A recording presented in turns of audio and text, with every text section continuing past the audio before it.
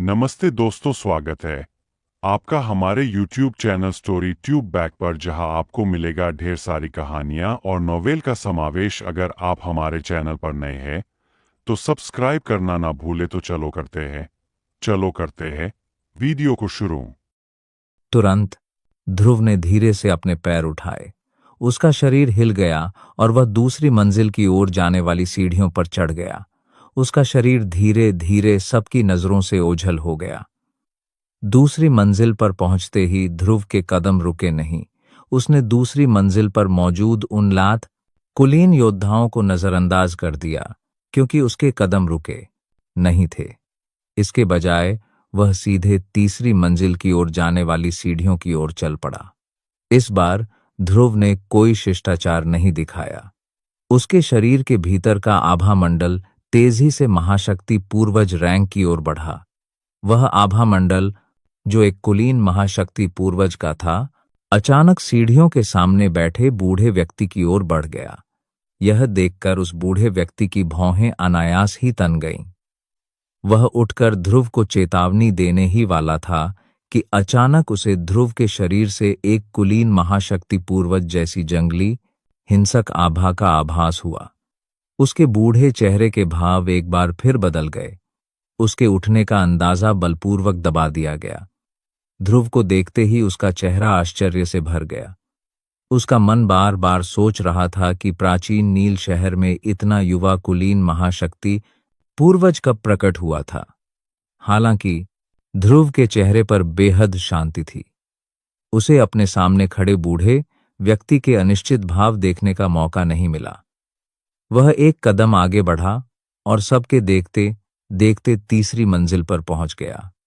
बूढ़े आदमी की तबीयत तब सुधरी जब ध्रुव की आकृति उसके पास से गुजरी। उसने अपना सिर घुमाया और ध्रुव की पीठ की ओर देखा, जो धीरे धीरे उसकी नजरों से ओझल हो रही थी। उसकी भौहें सिकुड़ी हुई थीं। एक पल बाद वह बस बेबसी से अपना सिर हिला सका। वह पलटा और ध्रुव को नजरअंदाज करते हुए वहीं पालथी मारकर बैठा रहा। तीसरी मंजिल पर पहुंचने के बाद भी ध्रुव की हरकतें पहले जैसी ही रहीं। उसके शरीर के भीतर का आभा मंडल तुरंत ऊपर की ओर बढ़ा और विद्वान रैंक तक पहुंचने पर ही धीरे धीरे रुका। मंडप की रखवाली कर रहे बुजुर्ग की आंखों के भाव भी काफी देर बाद बदल गए। उसने सबकी हैरान आंखों के सामने मुस्कुराते हुए ध्रुव को चौथी मंजिल पर भेज दिया। ध्रुव और बूढ़े आदमी के गायब हो जाने के बाद तीसरी मंजिल पर रहने वाले कुलीन महाशक्ति पूर्वज, जो पहले की तुलना में 2 गुना अधिक विरल दिखाई दिए, अंततः अनजाने में चर्चा करने लगे। कितना युवा और कुलीन विद्वान है। यहां तक कि कुछ बुजुर्ग लोग, जो इस दक्षिण पश्चिमी क्षेत्र में लंबे समय से मशहूर थे, भी ध्रुव को देखते ही अनायास ही अपनी आंखों में कुछ आश्चर्य प्रकट कर देते थे। इस छोटी सी अवधि के दौरान आसामानी सौदा मीनार के बाहर के लोगों ने यह भी सुना था कि वहां एक युवा कुलीन शक्ति पूर्वज, एक युवा कुलीन महाशक्ति पूर्वज और एक युवा कुलीन विद्वान था। यद्यपि ऐसा कहा गया था कि 3 लोग थे, लेकिन जब इन लोगों ने तीनों लोगों की सभी विशेषताओं को एक साथ इकट्ठा किया, तो वे तुरंत समझ गए कि उल्लिखित 3 लोग एक ही व्यक्ति थे। ध्रुव के ये सब करने के पीछे के मकसद का इन लोगों ने पूरी तरह से अंदाजा लगा लिया था। वो बस किसी बेवजह की परेशानी से बचना चाहता था। हालांकि यह अफसोस की बात थी कि ध्रुव के इरादे उलटे पड़ गए। इससे ज्यादा लोगों को उसके स्वर्ग विरोधी व्यक्तित्व का एहसास हुआ। जैसे ही ध्रुव चौथी मंजिल पर पहुंचा, उसके सामने की जगह अचानक काफी बड़ी हो गई। चौथी मंजिल पर लोगों की संख्या नीचे की कुछ मंजिलें से काफी कम थी। हालांकि अगर चौथी मंजिल पर खड़े लोगों की ताकत की बात करें, तो नीचे के लोग उसकी बराबरी नहीं कर सकते थे। ऐसा इसलिए था क्योंकि कुछ लोगों को छोड़कर बाकी सभी कुलीन विद्वान थे। चौथी मंजिल में प्रवेश करने के लिए एक कुलीन विद्वान की ताकत न्यूनतम आवश्यकता थी। इससे यह अंदाजा लगाया जा सकता है कि आसमानी सौदा मीनार की ताकत कितनी भयावह थी। यहां तक कि वे कुलीन विद्वान भी, जिन्हें आमतौर पर बाहरी दुनिया में हर तरह से सम्मान दिया जाता था, यहाँ केवल आज्ञाकारी रूप से नियमों का पालन कर सकते थे। ऐसा लग रहा था कि कुलीन विद्वान भी 5वीं मंजिल के बारे में सोचने की हिम्मत नहीं कर पा रहे थे, जो एक मंजिल ऊपर थी। आसमानी सौदा मीनार की ताकत इतनी छोटी सी बात में ही पता चल गई। इससे पता चलता है कि यह कितना महान था। ध्रुव ने अचानक अपनी नजर 5वीं मंजिल की ओर जाने वाली सीढ़ियों पर घुमाई। उसकी नजर पालथी मारकर बैठे बूढ़े आदमी पर पड़ी। फिर उसने अपनी नजरें घुमा लीं। उसकी नजरें मानो काउंटरों पर ही टिकी थीं। जैसे ही ध्रुव की नजरें बूढ़े आदमी से हटीं, बूढ़े आदमी की बंद आंखें धीरे धीरे थोड़ी खुल गईं। उसकी नजरें तुरंत ध्रुव पर पड़ गईं। जिन आंखों से वह ध्रुव को देखता था, उनमें भी इस समय एक अनोखी हैरानी भरी चमक थी। उसकी आंखों में एक गहरी अनिश्चितता भी बह रही थी। आखिर यह व्यक्ति कौन है? इसकी साधना इतनी कम उम्र में ही विद्वान रैंक के स्तर तक पहुंच गई है। ऐसी प्रतिभा युवा मास्टर से जरा भी कम नहीं है। लगता है मुझे अवसर मिलने पर युवा मास्टर को यह बात बतानी ही पड़ेगी। बूढ़े की नजरें लगातार ध्रुव पर घूम रही थीं। उसका मन भी बार बार सोच रहा था। आखिरकार उसने एक बार फिर ध्रुव को गौर से देखा। उसके बाद बैठी हुई आकृति धीरे धीरे गायब हो गई। वहां मौजूद कई कुलीन विद्वानों को भी जरा सी भी असामान्य हलचल का एहसास नहीं हुआ। दूसरी ओर ध्रुव ने अपना सिर घुमाया और बूढ़े आदमी के शरीर पर नजर दौड़ाई, जो धीरे धीरे गायब हो गया था। फिर वह आगे बढ़ा और एक काउंटर की ओर चल दिया। 4थी मंजिल तक चढ़ने वाले लोग कैसे मामूली इंसान हो सकते थे? वह के नौकर स्वाभाविक रूप से असाधारण थे। ध्रुव के पैर अभी उठे ही थे कि ब्रोकेड का लबादा पहने एक सफेद बालों वाला बूढ़ा मुस्कुराता हुआ चेहरा लिए आगे आया। ध्रुव ने उसका आभामंडल देखा। इस बूढ़े की ताकत विद्वान रैंक तक पहुंच चुकी थी। बाकी नौकरों की ताकत भी उसके जैसी ही थी। उनके होते हुए इस हॉल में शायद ही कोई उपद्रव मचाने की हिम्मत करे। इस समय ध्रुव की उपस्थिति ने पहले से ही सभी कुलीन विद्वानों का ध्यान आकर्षित कर लिया था। जब सभी ने देखा कि यह विद्वान जो अभी अभी आया था वास्तव में इतना युवा था, तो उनके चेहरे पर आश्चर्य के भाव उभर आए। उनकी आंखों में एक गहरा आश्चर्य झलक रहा था। इतनी कम उम्र में एक विद्वान को वास्तव में एक ऐसा अस्तित्व कहा जा सकता है जिसने प्राकृतिक नियमों को चुनौती दी। अगर ध्रुव, जिसके पास पहले सिर्फ महाशक्ति पूर्वज जैसी आभा थी, को एक राक्षस कहा जा सकता था, लेकिन ध्रुव, जिसकी आभा इस समय विद्वान रैंक तक पहुंच चुकी थी, एक भयावह प्रतिभा से संपन्न था। सिर्फ दुनिया के नियमों को चुनौती देने वाला शब्द ही उसे बमुश्किल परिभाषित कर सकता था। यह सिर्फ इतना था कि कोई नहीं जानता था कि इन लोगों के चेहरे पर किस तरह की दिलचस्प अभिव्यक्ति प्रकट होगी जब उन्हें पता चलेगा कि ध्रुव की असली ताकत एक शक्तिदेव रैंक की थी। दुनिया के नियमों को चुनौती देना शब्द ध्रुव की भयावह प्रतिभा का पूरी तरह से वर्णन कैसे कर सकता है? इस समय हॉल में मौजूद सभी लोगों ने भी ध्रुव के शरीर पर असली विद्वान की आभा को महसूस करके अपने दिलों में ध्रुव को याद कर लिया था। इस समय ध्रुव ने जो भयावह प्रतिभा दिखाई थी, वह उन्हें उसे बहुत महत्व देने के लिए पर्याप्त थी। इतनी कम उम्र में ही उसकी ताकत आसमान छूने वाली हो गई थी। अगर भविष्य में वह सचमुच बड़ा हो जाए, तो क्या वह किसी दैत्य जैसा भयावह अस्तित्व नहीं बन जाएगा? यह कैसे हो सकता है कि वे ध्रुव को बहुत महत्व न दें? हालांकि इन सब के बीच हॉल के मुख्य पात्र ध्रुव ने अपने दिल में इस पर कोई ध्यान नहीं दिया। उसकी नजरें हॉल में लगे एक काउंटर पर ही टिकी थीं। वह पहले से ही पूरी तरह से आश्वस्त था कि वहां कुछ ऐसा है जिसकी उसे इस समय जरूरत है। जैसे ही ध्रुव ने अपना पैर उठाया, उसके बगल में बैठे बुजुर्ग ने भी ध्रुव की नजर की दिशा देख ली। फौरन उसकी बूढ़ी आंखों में एक चमक सी आ गई। उसे अंदाजा हो गया था कि ध्रुव क्या देखना चाहता है। यह बुजुर्ग वाकई आसमानी सौदा मीनार में कई सालों से काम कर रहा था। एक नजर में ही वह समझ गया कि ध्रुव क्या चाहता है। यह कहना कोई अतिशयोक्ति नहीं होगी कि बुजुर्ग लोग चालाकी से काम लेते थे। इससे पहले कि ध्रुव आगे बढ़ पाता, बुजुर्ग आगे बढ़ चुका था। वह हॉल में भीड़ को चीरता हुआ क्रिस्टल काउंटर के सामने पहुंचा। एक नजर उसने काउंटर पर रखे हथेली के आकार के जेड बॉक्स पर डाली। यह जेड बॉक्स क्रिस्टल की तरह साफ दिखता था और इससे एक ऐसी शीतल आभा निकलती थी जो रूह में समा जाती थी। जाहिर है, यह जेड बॉक्स कोई साधारण चीज नहीं थी। पारदर्शी जेड बॉक्स के माध्यम से कोई भी स्पष्ट रूप से देख सकता था कि जेड बॉक्स के भीतर हथेली के आकार का एक गहरा लाल क्रिस्टल था जो चुपचाप अंदर पड़ा हुआ था।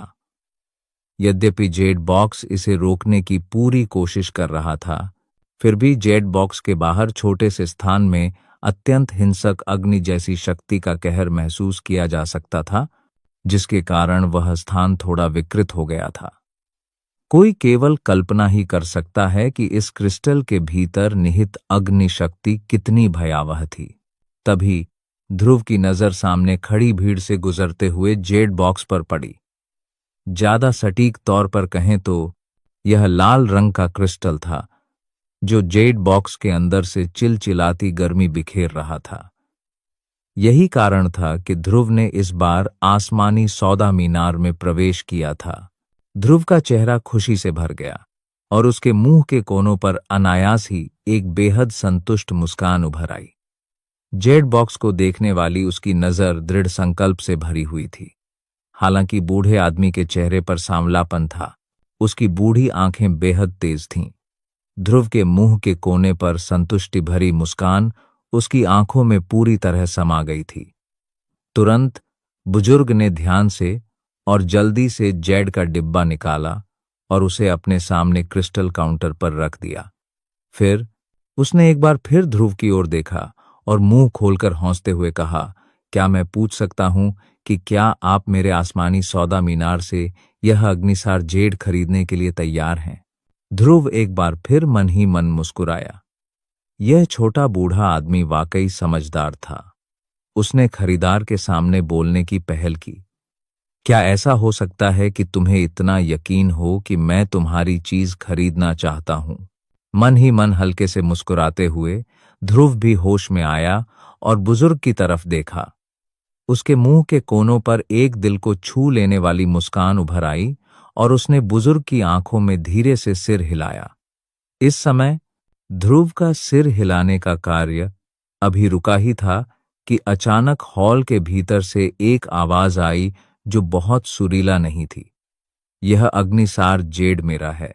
जब ये शब्द गूंजे तो हॉल में मौजूद सभी लोग दंग रह गए। इसके तुरंत बाद भीड़ धीरे धीरे छंट गई और दो व्यक्ति धीरे धीरे बाहर निकले। उन दोनों को देखकर हॉल में मौजूद सभी लोगों की भौहें अनायास ही तन गईं। ध्रुव को देखते हुए उनकी आंखों में दया की एक झलक थी, मानो वे ध्रुव से कह रहे हों कि इस आदमी के साथ खिलवाड़ नहीं किया जा सकता। इस समय ध्रुव की आंखों में उन दोनों को देखते हुए कुछ नाराजगी थी। उसने दूसरों की चेतावनी भरी निगाहों को अनदेखा कर दिया। वे तो बस एक अर्ध विद्वान और एक 8 सितारा विद्वान थे। इस तरह की ताकत ध्रुव के सामने कोई बड़ी लहर नहीं उठा पा रही थी। बिक्री का प्रभारी बुजुर्ग उन दोनों से साफ तौर पर अच्छी तरह परिचित था। उन दोनों को देखते ही उसके चेहरे के भाव थोड़े बदल गए। उसकी भौहें अनायास ही सिकुड़ गईं। युवा मास्टर एलन, यह अग्निसार जेड ऐसी चीज है जिसे यह युवा दोस्त खरीदना चाहते हैं। इसलिए मुझे उम्मीद है कि युवा मास्टर एलन अपने शब्द वापस लेंगे। हालांकि उन दोनों में से जो जवान था, उसने इस बुजुर्ग के समझाने पर ठंडी खींच भरी। उसने तुरंत मुंह खोला और ठंडी हौंसी हौंस दी। ओह, क्या ऐसा है? उस स्थिति में मुझे सचमुच खेद है। यहां बैठे सभी लोगों में से मैंने इस महोदय को अपना सिर हिलाते हुए नहीं देखा। मैं पूछता हूं, सभी लोग, क्या मैं सही हूं? बोलते हुए उसने अपनी नजरें बगल में खड़े कुलीन विद्वान पर घुमाईं। पूछते हुए उसकी आंखों में कुछ बुरी नीयत साफ दिखाई दे रही थी। उसकी आंखों के संपर्क में आते ही उन लोगों के हाव भाव बदल गए। उनकी नजरें अनायास ही बगल में बैठे बूढ़े आदमी पर पड़ गईं। उस बूढ़े को अपने सामने खड़े युवक की हरकतों में कुछ तृप्ति सी महसूस हो रही थी, मानो उसे इस बात से कोई फर्क ही न पड़ता हो कि सामने वाला युवक ये सब कर रहा है या नहीं। बूढ़े की नाक से एक हल्की सी खर्राट निकली। उसके चेहरे पर उदासीनता थी और उसने हॉल में मौजूद सभी लोगों पर नजर डाली। जिस किसी वोल्लो के देखा लटके दो कराहे की और एक को भी उसकी नजर लग जाती, उसकी आंखों में डर उमड़ पड़ता। इसके तुरंत बाद उन्होंने अपने सिर नीचे कर लिए और एक शब्द भी नहीं बोले। इस समय एलिन की आंखों में एक ठंडी मुस्कान भर आई जब उसने ध्रुव को देखा। वह आसमानी सौदा मीनार में किसी महत्वपूर्ण काम से नहीं आया था। यह अग्निसार जेड उसकी योजना का हिस्सा नहीं थी। हालांकि ध्रुव के इस अचानक आगमन ने पल भर में उसकी प्रसिद्धि छीन ली थी। यह जानना जरूरी है कि वह एलिन इस प्राचीन नील शहर का असली गौरव था। उसने छोटी उम्र में ही अर्ध विद्वान रैंक में प्रवेश कर लिया था और अपने रैंक बढ़ने के बाद से ही हजारों लोगों द्वारा उसका सम्मान और प्रशंसा की जाती रही थी। हालांकि वह आसमानी सौदा मीनार के युवा स्वामी से बहुत कमतर था, फिर भी वह एकमात्र व्यक्ति था जिसके आगे उसने झुकना स्वीकार नहीं किया। हालांकि जब उसने सोचा तो अचानक आया यह ध्रुव लगभग उसकी ही उम्र का लग रहा था। इसके अलावा ध्रुव के कोमल और कोमल रूप को देखते हुए ऐसा लग रहा था कि ध्रुव सचमुच उससे थोड़ा छोटा था। इसके बावजूद ध्रुव की ताकत असली विद्वान रैंक तक पहुंच चुकी थी। वह अपने जैसे अर्ध विद्वान से कई गुना ज्यादा ताकतवर था। यही वजह थी कि वो खुलकर बोलना चाहता था और ध्रुव से मुकाबला करना चाहता था। आज वो एलिन ध्रुव की सुर्खियों को दबाना चाहता था और उसे ये समझाना चाहता था कि इस प्राचीन नील शहर में मुख्य किरदार कौन है। यह सब काउंटर के सामने खड़े बूढ़े आदमी ने स्वाभाविक रूप से देखा। हालांकि युवक के बगल में खड़े बूढ़े आदमी की ताकत वाकई असाधारण थी। इस प्राचीन नील शहर में इस युवक की पृष्ठभूमि काफी मजबूत मानी जा सकती थी। इस समय वह भी अपने दिल में बहुत असहाय महसूस कर रहा था। वह एक पल के लिए हिचकिचाया और फिर एक बार बोलने के लिए अपना मुंह खोला। युवा मास्टर एलिन, मुझे आशा है कि तुम समझ सकते हो कि यह मेरा आसमानी सौदा मीनार है। कृपया मेरे आसमानी सौदा मीनार के नियमों का पालन करो। यह अग्निसार जेड कुछ ऐसी थी जिसे इस युवा दोस्त ने खरीदने के लिए सहमति दी थी। मुझे आशा है कि तुम अपने शब्द वापस लोगे। जब बूढ़े व्यक्ति के शब्द उसके मुंह से निकले तो उसने सीधे आसमानी सौदा मीनार के नियमों का उल्लेख किया, जिससे एलिन की अभिव्यक्ति थोड़ी बदल गई। हालांकि एक पल बाद ही बूढ़े आदमी के शब्द सुनकर एलिन के मुंह से एक ठंडी खर्राटों में बदल गए। इस बार उसने बूढ़े आदमी को नजरअंदाज कर दिया। इसके बजाय उसने सीधे ध्रुव की ओर देखा। उसके मुंह के कोने पर एक ठंडी मुस्कान उभर आई और उसने ध्रुव को घूरते हुए कहा, अगर तुम नहीं चाहते कि तुम्हारे साथ कुछ हो तो इस प्राचीन नील शहर से बाहर निकल जाओ, वरना नहीं तो क्या। एलिन की बात पूरी होने से पहले ही ध्रुव की ठंडी आवाज अचानक फैल गई। इस समय ध्रुव के शब्दों में गुस्से की झलक कोई भी सुन सकता था। इस समय ध्रुव ने अपना सारा ध्यान अग्निसार जेड पर केंद्रित कर रखा था। शुरू में उसने इसे हासिल करने के बाद सीधे आसमानी सौदा मीनार छोड़ने की योजना बनाई थी। आखिरकार उसे ऐसा करने में ज्यादा समय नहीं लगना चाहिए था, लेकिन इस एलिन ने जबरदस्ती ध्रुव का सारा समय यहां बर्बाद कर दिया था। इससे ध्रुव के मन में सचमुच एक झुंझलाहट उमड़ पड़ी। एलिन ने जब ध्रुव की बातें सुनी तो अनायास ही उसकी भौहों पर क्रोध की एक लहर दौड़ गई। उसके सामने वाला व्यक्ति सचमुच बहुत साहसी था। एक साधारण विद्वान ने 8 सितारा विद्वान के सामने उसे इस तरह फटकार लगाने की हिम्मत कैसे की? बसंता दल का यह युवा मास्टर अपने मन में अपमानित महसूस क्यों न करे? अच्छा, क्या ही कमाल का इंसान है तू। भविष्य में तेरी उपलब्धियां कम नहीं होंगी। भविष्य में यह युवा मास्टर शायद तुझे छू भी न पाए, लेकिन इसका मतलब यह नहीं कि मैं अभी छू भी नहीं सकता हूं। आज जिस दिन तुम इस आसमानी सौदा मीनार को छोड़ेंगे, उसी दिन तुम्हारी मृत्यु हो जाएगी। एलिन के चेहरे पर अब तक बोलते हुए एक निर्दयी भाव था। उसके शब्द क्रूरता से भरे हुए थे। तुम बहुत शोर मचाते हो। इस समय ध्रुव का दिल सचमुच थोड़ा अधीर हो गया था। उसने हिम्मत करके कहा कि अगर उसके सामने वाले ने एक शब्द भी बोला तो वह उसे तुरंत कुचल देगा। युवा मास्टर एलिन, मुझे यह मत बताइए कि आप मेरे आसमानी सौदा मीनार में परेशानी पैदा करना जारी रखना चाहते हैं। जैसे ही एलिन ध्रुव से कुछ कहने ही वाला था कि ध्रुव के शरीर के भीतर की शक्ति निकलने ही वाली थी, एक और आवाज हवा में फैल गई। इससे हॉल में मौजूद सभी लोगों के चेहरे पर भाव आ गए, यहां तक कि ध्रुव ने भी अनजाने में भौहें सिकोड़ लीं। उसके शरीर के भीतर उठने वाली शक्ति एक बार फिर शांत हो गया। ध्रुव के शरीर के भीतर शक्ति की शांति ने उसके व्यक्ति को भी राहत की सांस लेने पर मजबूर कर दिया, जिसने पहले बात की थी। एलिन का दिल और भी ज्यादा क्रोधित हो गया जब उसने ये शब्द सुने जो उसके लिए थे। हालांकि इस समय सामने आए इस व्यक्ति के सामने उसकी हिम्मत नहीं हुई कि वह जल्दबाजी में कोई कदम उठाए। उसने मुंह खोलते ही अपनी आवाज को थोड़ा नरम कर लिया। बुजुर्ग ओजस मजाक कर रहे होंगे। यह जूनियर आसमानी सौदा मीनार में परेशानी पैदा करने की हिम्मत कैसे कर सकता है? यह सुनकर बुजुर्ग ओजस ने ठंडी सांस ली।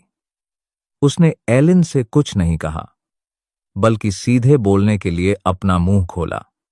मैं आज जो कुछ भी हुआ है वह सब देख चुका है। यह अग्निसार जेड वास्तव में सबसे पहले इसी दोस्त ने प्राप्त किया था। सभी को मेरे आसमानी सौदा मीनार के नियमों का पालन करना चाहिए और इसलिए यह सामान इसी दोस्त को बेचा जाएगा। इस समय कोई भी बता सकता था कि यह व्यक्ति स्पष्ट रूप से ध्रुव के लिए यहां आया था। हालांकि एलिन मन ही मन अनिच्छुक था, वह अपने मन की नाराजगी को दबा सकता था। उसने सहमति में सिर हिलाकर कुछ और कहने की हिम्मत नहीं की। हालांकि वह जिस नजर से ध्रुव को देखता था वह अंतहीन आक्रोश से भरी थी। जाहिर है आज का ध्रुव पहले ही उसके लिए एक कांटा और उसके शरीर का कांटा बन चुका था। उसकी राय में ध्रुव आज जरूर मर जाएगा। हालांकि इस समय ध्रुव के पास इसकी परवाह करने का समय नहीं था। इस समय उसका सारा ध्यान इस बूढ़े आदमी पर केंद्रित था। ध्रुव को लग रहा था कि यह बूढ़ा आदमी अपनी ताकत की वजह से उसकी मदद नहीं कर रहा था। हालांकि इसके पीछे का कारण अभी भी अज्ञात था। हालांकि जल्द ही इसका जवाब मिलने की संभावना थी। मेरे दोस्त, क्या मैं आपका नाम जान सकता हूं? बुजुर्ग ओजस ने अपना स्वर बदला और एलिन के कड़वे भाव को नजरअंदाज कर दिया। इसके बजाय उन्होंने किनारे खड़े ध्रुव की ओर देखकर मुस्कुराते हुए पूछा। शायद दूसरे लोग ध्रुव की असली ताकत न देख पाएं, पर वह कैसे न देख पाता? एक मध्य 3 सितारा शक्तिदेव को प्राचीन नील शहर का एक अत्यंत शक्तिशाली योद्धा माना जा सकता है। हालांकि एलिन की भी इस प्राचीन नील शहर में असाधारण पृष्ठभूमि थी, लेकिन अगर वह वास्तव में अपने सामने खड़े युवक को छूना चाहता था तो संभवतः उसे ऐसा करने से पहले 2 बार सोचना पड़ता। जब ध्रुव ने बुजुर्ग ओजस की बातें सुनी तो उसके चेहरे पर एक हल्की सी मुस्कान आ गई। उसने बुजुर्ग ओजस की ओर हाथ बढ़ाकर मुस्कुराते हुए कहा, मैं ध्रुव हूं। जब बुजुर्ग ओजस ने यह सुना तो उनकी आंखों में चमक आ गई। उन्होंने भी मुस्कुराते हुए जवाब दिया और फिर कहा, छोटे दोस्त ध्रुव, आज के मामले में तुम्हें न्याय न दिला पाने के लिए मेरे गुप्त मेघ दल को दोष देना होगा। इसलिए मैंने तुम्हारा काफी समय बर्बाद किया है। ऐसे में मैं इस अग्निसार जैड को तुम्हें अपना दोस्त मानने के तौर पर और अपने गुप्त मेघदल की ओर से माफी के उपहार के रूप में देना चाहता हूं। मैं इस वस्तु का एक पैसा भी नहीं लूंगा। जब बुजुर्ग ओजस ने ये शब्द कहे तो हॉल में मौजूद सभी लोगों के चेहरे, एलिन समेत, एक बार फिर बदल गए। साफ जाहिर था कि वह ध्रुव के साथ अच्छे रिश्ते बनाना चाहते थे, इसीलिए वह इतने उदार थे। यह जानना जरूरी है कि आसमानी सौदा मीनार एक महाशक्ति था। आसमानी सौदा मीनार में रखी सभी वस्तुएं अमूल्य खजाने थीं, जिन्हें बाहरी दुनिया में पाना मुश्किल था। हालांकि आसमानी सौदा मीनार में रखी सभी वस्तुएं बेहद महंगी थीं, इसलिए आसमानी सौदा मीनार का बाहरी दुनिया में एक और नाम स्वर्गीय दुर्लभ मंडप था। ये 3 सरल शब्द आसमानी सौदा मीनार के वास्तविक मूल्य को समझाने के लिए पर्याप्त थे। कई लोगों की राय में शायद यही वह सच्चा कारण था जिसके कारण यह आसमानी सौदा मीनार इतनी ताकतवर बन पाया। आखिरकार पर्याप्त संसाधनों और शक्ति के बिना कौन किसी भी दल में शामिल होने के लिए तैयार होगा। जब ध्रुव ने बुजुर्ग ओजस की बातें सुनी तो वह थोड़ा चौंक गया। भले ही बुजुर्ग ओजस जानता था कि वह एक शक्तिदेव योद्धा है, फिर भी सिर्फ यही बात उसे अग्निसार जेड सौंपने के लिए काफी नहीं थी।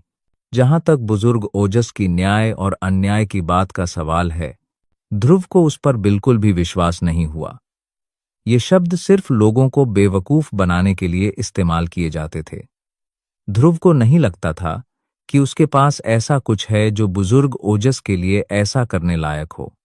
आखिरकार अपनी मौजूदा ताकत के साथ भी वह आसमानी सौदा मीनार में भी रैंक नहीं कर सकता था। हालांकि अगर ऐसा था तो बुजुर्ग ओजस ने उसे अग्निसार जेड क्यों दिया? काफी देर तक ध्रुव के पास इस बारे में सोचने का साहस नहीं था। मौजूदा ध्रुव के लिए जब तक वह अग्निसार जेड प्राप्त कर सकता था, बुजुर्ग ओजस का मकसद उतना महत्वपूर्ण नहीं था। अगर बुजुर्ग ओजस सचमुच उसके साथ कुछ करना चाहता तो ध्रुव को पूरा यकीन था कि वह जिंदा वापस नहीं लौट पाएगा। तो फिर मैं बुजुर्ग ओजस को धन्यवाद देता हूं। ध्रुव ने फिर से अपने हाथों को कप के आकार में किया और बुजुर्ग ओजस की ओर मुस्कुराते हुए थोड़ा सा सिर हिलाया। यह सुनकर बुजुर्ग ओजस फिर मुस्कुराए। उनकी बूढ़ी आंखों में एक चमक सी चमक उठी।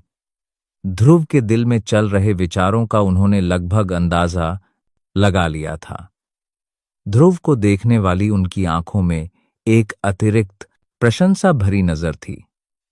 युवा दोस्त ध्रुव क्या सोच रहे हैं? आज की बात असल में मेरे आसमानी सौदा मीनार की ठीक से देखभाल न करने की वजह से हुई। इसी वजह से कोई उसे जबरदस्ती छीनना चाहता था। मुझे तो अपने युवा दोस्त ध्रुव को स्पष्टीकरण देना चाहिए। इसमें शुक्रिया किस बात का? बुजुर्ग ओजस के शब्दों, जिनमें एक गुप्त अर्थ छिपा था, ने एलिन को, जो सिर झुकाए और बिना बोले बगल में खड़ा था, बेहद लाल कर दिया। उसके दिल का गुस्सा फूटने ही वाला था। अगर बुजुर्ग ओजस उस समय मौजूद नहीं होते तो मुमकिन था कि वह एलिन ध्रुव पर जोरदार हमला कर देते, भले ही वह आसमानी सौदा मीनार ही क्यों न होता। अन्य दलों के कई कुलीन विद्वानों के हाव भाव बदल गए जब उन्होंने एलिन के शरीर में अस्पष्ट रूप से मौजूद जंगली हत्या के इरादे को महसूस किया, मानो वे इस हत्यारे देवता को नाराज करने से डर रहे थे। सबने बुजुर्ग ओजस को प्रणाम किया और चले गए।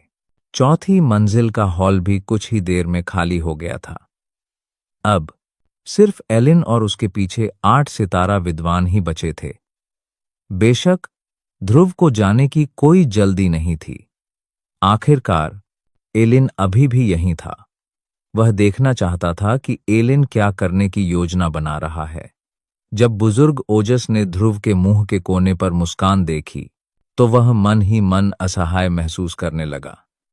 एलिन को देखते हुए उसकी आंखें घृणा से भर गईं। एलिन आमतौर पर एक अमीर परिवार के भोग विलास में डूबे बेटे जैसा व्यवहार करता था। उसने कई बार दूसरों को धमकाया था। हालांकि अपने रुतबे के कारण बुजुर्ग ओजस कुछ कह नहीं पाता था। इसके अलावा एलिन के दादा में भी कुछ क्षमता थी।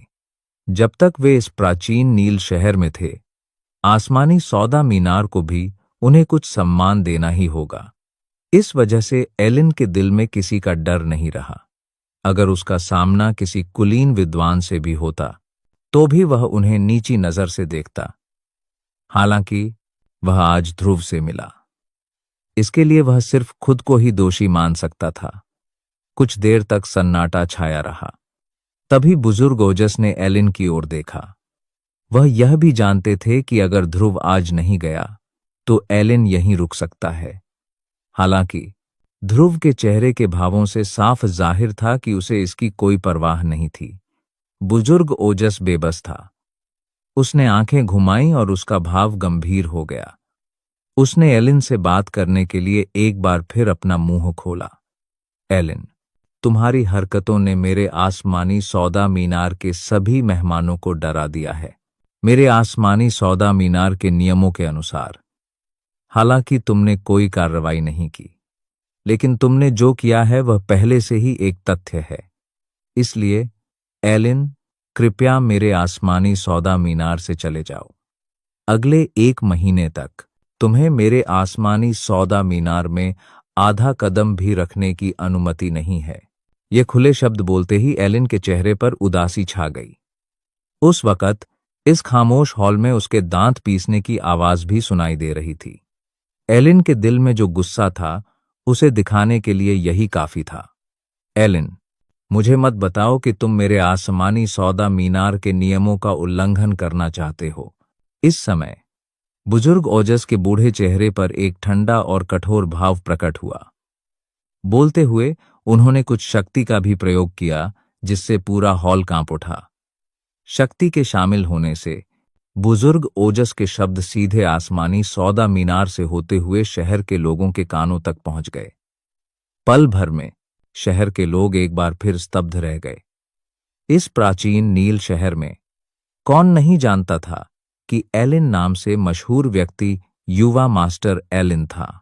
इसी क्षण एलिन ने आसमानी सौदा मीनार के नियमों का उल्लंघन करने का साहस किया। संभावना थी कि अगर उसके दादा भी आ जाएं, तो वह कुछ नहीं कर पाएगा। हे, यह कमीना वाकई बहुत दुस्साहसी है। इसने आसमानी सौदा मीनार के नियमों का उल्लंघन करने की भी हिम्मत की। बोलने वाले बुजुर्ग को देखकर लगता है कि यह बुजुर्ग ओजस ही होगा। हाँ, इसे यही हक है। चुप, अपनी आवाज धीमी करो। अगर बसंता दल के लोग सुन लें तो अपना सिर संभाल कर रखना। बुजुर्ग ओजस के शब्द सुनते ही कुछ लोग तुरंत थाके लगाकर हौंस पड़े। बेशक कुछ लोग ऐसे भी थे जो सावधानी से दूसरों को याद दिला रहे थे। आखिरकार इस प्राचीन नील शहर में एलिन की प्रतिष्ठा जगजाहिर थी। अगर वे उसे नाराज करने से बच पाते तो स्वाभाविक रूप से वे इतने ऊबकर मौत को गले नहीं लगाते।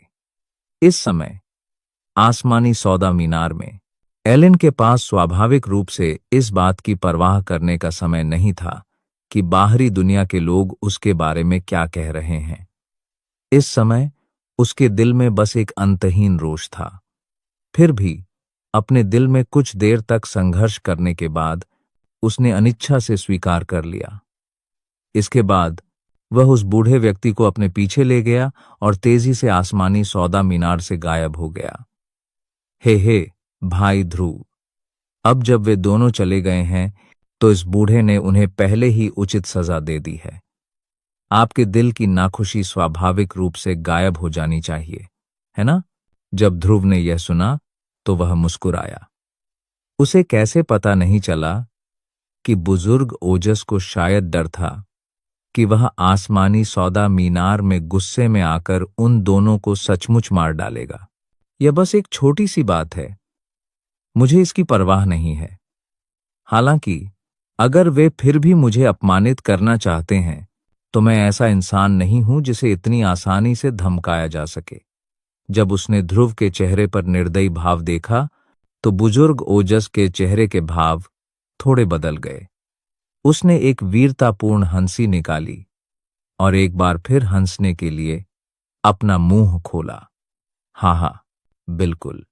आज की बात सिर्फ इसलिए है क्योंकि चाहे कुछ भी हो जाए, मेरा आसमानी सौदा मीनार अभी भी एक व्यवसाय है। अगर कुछ हुआ तो यह मेरी प्रतिष्ठा के लिए अच्छा नहीं होगा।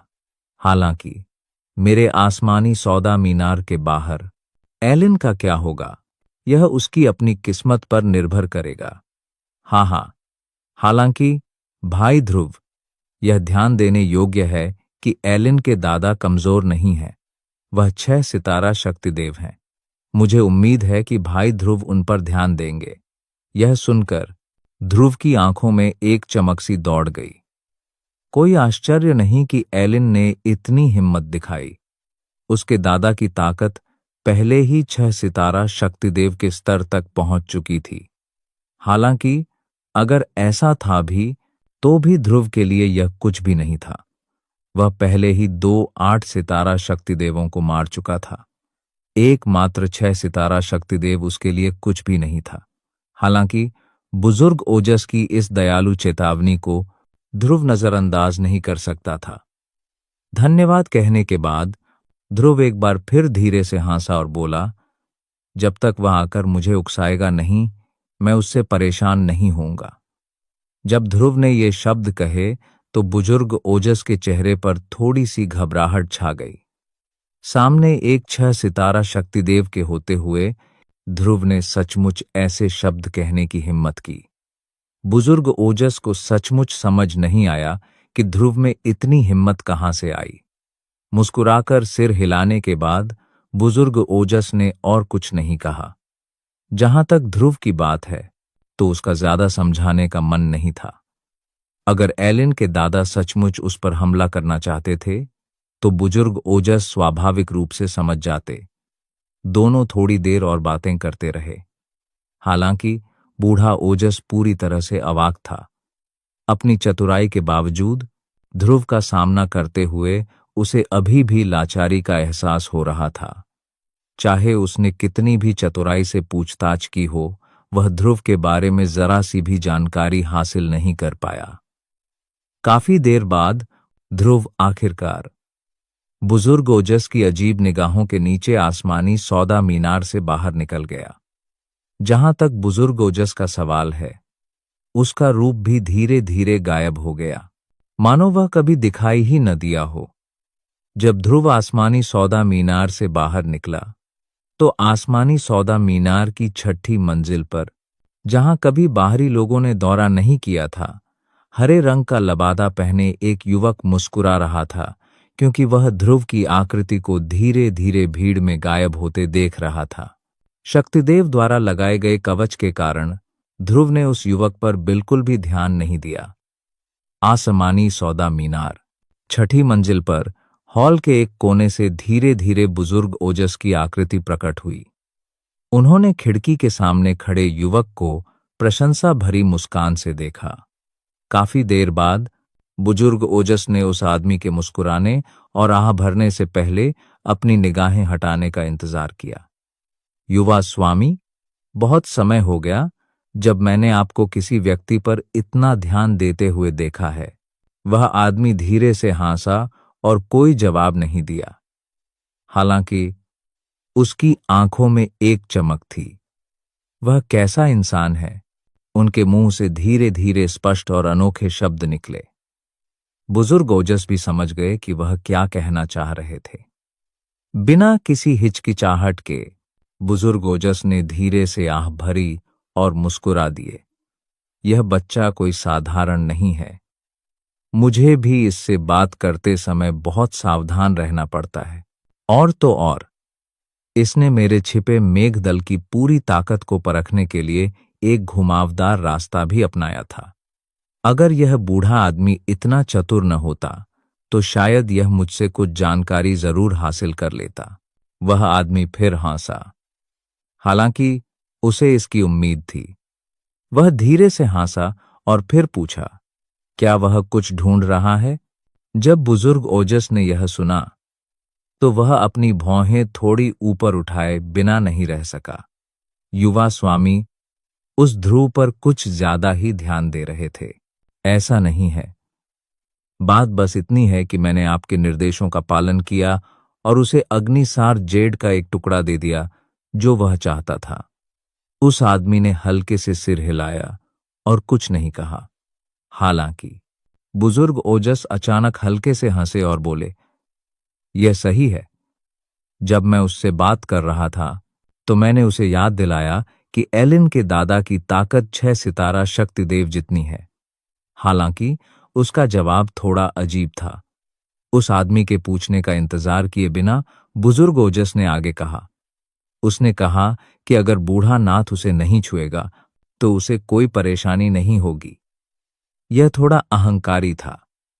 स्वाभाविक रूप से बुजुर्ग ओजस के शब्द उतने सरल नहीं थे जितने लग रहे थे। उन्होंने देखा कि उनके सामने वाला व्यक्ति ध्रुव पर असामान्य ध्यान दे रहा था। उन्हें डर था कि कहीं उस व्यक्ति ने उसे गलत तो नहीं समझ लिया, इसीलिए उन्होंने ऐसे शब्द कहे। हालांकि जब ये शब्द उसके मुंह से निकले तो उस आदमी ने एक अवर्णनीय हंसी निकाली। इसके तुरंत बाद उस आदमी ने अपना सिर घुमाकर बुजुर्ग ओजस की ओर देखा और हंस पड़ा। बुजुर्ग ओजस, आपने कहा था कि वह घमंडी था। हाँ, अगर आपने देखा होता कि कैसे उसने एक ही वार में 8 सितारा शक्तिदेव बादल चीरने वाले भेड़िए को मार डाला, तो मुझे डर है कि आपके मन में ऐसे विचार नहीं आते। ये शब्द बोलते ही हॉल में मौजूद कुछ शक्तिदेवों के, जिनमें बुजुर्ग ओजस भी शामिल था, चेहरे बदल गए। उनकी आंखें अविश्वास से भर गईं जब उन्होंने उस आदमी को देखा। एक ही वार में 8 सितारा शक्तिदेव को मार डालना, कितनी भयानक ताकत की जरूरत थी उसे। क्या वह मात्र 3 सितारा शक्तिदेव वास्तव में ऐसी उपलब्धि के लिए सक्षम था? हालांकि चूंकि ये शब्द उनके सामने बैठे इस युवक के मुंह से निकले थे, इसलिए स्वाभाविक रूप से उपस्थित सभी लोगों को उस पर संदेह नहीं हुआ। इसलिए इस समय सभी के दिलों में ध्रुव की ताकत का स्थान केवल 4 शब्दों में ही व्यक्त किया जा सकता था। बाघ को खाने के लिए सुअर बनने का नाटक करना। जहां तक खिड़की के सामने खड़े व्यक्ति की बात है, तो वह युवा स्वामी जिसके बारे में प्राचीन नील शहर में हर कोई बात करता था, आसमानी सौदा मीनार के पर्दे के पीछे का असली स्वामी वर्धन था, जो कुछ समय पहले ही ध्रुव से अलग हुआ था। ध्रुव एक सराय में बिस्तर पर पालथी मारकर बैठा था। उसके शरीर के भीतर फ्लेम मंत्रा धीरे धीरे घूम रहा था। स्वर्ग और पृथ्वी के बीच ध्रुव के शरीर के पास के अंतरिक्ष से एक अत्यंत शुद्ध प्राकृतिक शक्ति भी प्रकट हुई। यह शक्ति के धागों में परिवर्तित हो गई, जो ध्रुव के शरीर के रोमछिद्रों से उसके शरीर के भीतर स्थित शक्ति रास्तों में प्रवेश कर गईं। फ्लेम मंत्रा के बार बार संचलन और कुछ परिशोधनों के बाद यह अंततः शक्ति रास्तों पर चलकर ध्रुव के शरीर के भीतर स्थित भंवर में प्रवेश कर गई। यह स्थिति कुल 4 घंटे तक चलती रही। फिर धीरे धीरे ध्रुव के शरीर के भीतर का भंवर थम गया। ध्रुव के शरीर के चारों ओर व्याप्त विशाल प्राकृतिक शक्ति भी धीरे धीरे बिखर गई। ध्रुव, जो अभी भी बिस्तर पर पालथी मारे बैठा था, उसकी पलकें हल्की सी कांप उठीं। उसने धीरे से अपनी आंखें खोलीं। जैसे ही उसने आंखें खोलीं, ध्रुव की आंखों से अचानक एक अतुलनीय तेज रोशनी निकली। वह पल भर में उसके सामने के खालीपन को चीरती हुई उसमें विलीन हो गई। ध्रुव के मुंह के कोनों पर मुस्कान फैल गई। उसे इसकी जरा भी परवाह नहीं थी। उसके हाथ के एक झटके से हवा से एक खूबसूरत जेड डिब्बा ध्रुव की हथेली में प्रकट हो गया। आम लोगों की नजरों में पहाड़ों और नदियों को जमा देने वाले अत्यंत ठंडे तापमान को नजरअंदाज करते हुए ध्रुव ने अपने हाथ में जेड बॉक्स खोला। जेड बॉक्स के भीतर एक वयस्क की हथेली के आकार का लाल रंग का क्रिस्टल अंततः इस समय पूरी तरह से हवा के संपर्क में था। जैसे ही क्रिस्टल को खोला गया, ऐसा लगा कि वह उस आक्रोश को बाहर निकालना चाहता है जो लंबे समय तक बंद रहने के कारण जमा हो गया था। इससे पहले कि जेड बॉक्स पूरी तरह से खोला जाता, क्रिस्टल से मैग्मा से भी ज्यादा तेज एक भयानक रोशनी फूट पड़ी। यह रोशनी तुरंत उस अतिथि कक्ष पर फैल गई जिसमें ध्रुव था। इस भयावह रोशनी के सामने, जिससे एक कुलीन विद्वान को भी सावधान रहना पड़ता था, ध्रुव के मुंह का कोना एक बार फिर मुस्कुरा उठा। उसके मुंह से धीरे से कुछ बुदबुदाया। तुम्हारी आग वाकई बहुत बड़ी है। हालांकि मैं पैसा नहीं गंवाना चाहता। मैं तुम्हें इस जगह को यूं ही बर्बाद करने की इजाजत कैसे दे सकता हूं? वापस आओ। उसके मुंह से एक हल्की चीख निकली। भयावह रोशनी, जो अभी तक पूरे अतिथि कक्ष में पूरी तरह नहीं फैली थी, मानो किसी देवता का आदेश सुन चुकी हो और तेजी से पीछे हट गई। हालांकि आग की लपटें भयावह थीं, लेकिन उस समय अतिथि कक्ष में उस धीमी चीख से किसी चीज को कोई नुकसान नहीं पहुंचा था। यहां तक कि क्रिस्टल की सतह भी बेहद बर्फ जैसी ठंडी थी। इस क्षण वह बर्फीली ठंडी आभा, जो पहले पूरी तरह दबी हुई थी, एक बार फिर जोरदार तरीके से उमड़ पड़ी। पल भर में ही लाल रंग का क्रिस्टल एक बर्फ के टुकड़े में बदल गया, जो बर्फ के भीतर लिपटी आग का एक समूह सा लग रहा था। ध्रुव के हाथ से बर्फ का वह टुकड़ा निकला जो पल भर में थोड़ा बड़ा हो गया था। ठंडी बर्फ भी तेजी से गायब हो गई। ध्रुव के हाथ में सिर्फ लाल रंग का क्रिस्टल रह गया। अग्निसार जेड। यह वास्तव में अप्रत्याशित है कि मुझे वास्तव में यहां इतना उच्च श्रेणी का अग्निसार क्रिस्टल मिलेगा। यह आसमानी सौदा मीनार वास्तव में इसके साथ भाग लेने के लिए तैयार है। अग्निसार जेड अग्निसार क्रिस्टल का असली सार था। इसमें एक अत्यंत प्रचंड और प्रचंड आग मिल सकती थी। यह एक अत्यंत उत्तम प्रकार का आग मिल शक्ति का क्रिस्टल था। ध्रुव को यकीन था कि अगर उसे इसे खरीदने के लिए पैसे खर्च करने पड़े, तो यह संभावना थी कि वह इस अग्निसार जेड को नहीं खरीद पाएगा, भले ही उसे अपने पास मौजूद सभी 2,80,000 आत्मा सिक्के खर्च करने पड़े। इससे यह पता चल सकता है कि यह अग्निसार जेड कितना कीमती था। आसमानी सौदा मीनार में जो कुछ भी रखा जा सकता था, वह वास्तव में असाधारण था।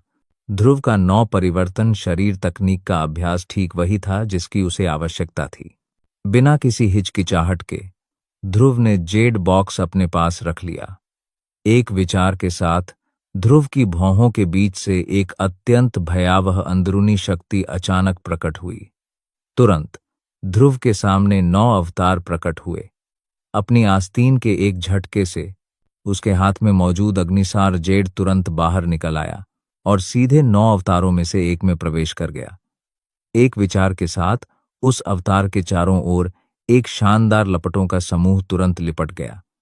बाकी 8 अवतार तुरंत पीछे हट गए। आखिरकार एक आग मिल शक्ति रोशनी क्रिस्टल का उपयोग केवल एक ही साधना तकनीक छाप अंकित करने के लिए किया जा सकता था। यह एक ही समय में सभी 9 अवतारों को सहारा देने में असमर्थ था। यह सोचकर ध्रुव ने तुरंत प्रतिक्रिया दी।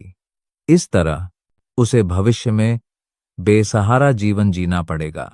दिल में एक हल्की आह भरते हुए ध्रुव ने फिर से अपना सिर हिलाया और अपने मन के विचलित करने वाले विचारों को दूर फेंक दिया। उसके मन के एक झटके के साथ एक भयावह अंदरूनी शक्ति फिर से बाहर निकली। यह ध्रुव के सिर के ऊपर एक अदृश्य तीखे ब्लेड में बदल गई और अग्निसार जेड की ओर उड़ गई। बजना, धातु के टकराने जैसी एक कर्कश ध्वनि अचानक ध्रुव की आत्मा की गहराई से गूंजी। इस क्षण ध्रुव अपनी भौहें सिकोड़ने से खुद को रोक नहीं सका। मैंने कभी नहीं सोचा था कि अवतार तकनीक की ट्रेनिंग करने की प्रक्रिया इतनी कठिन होगी।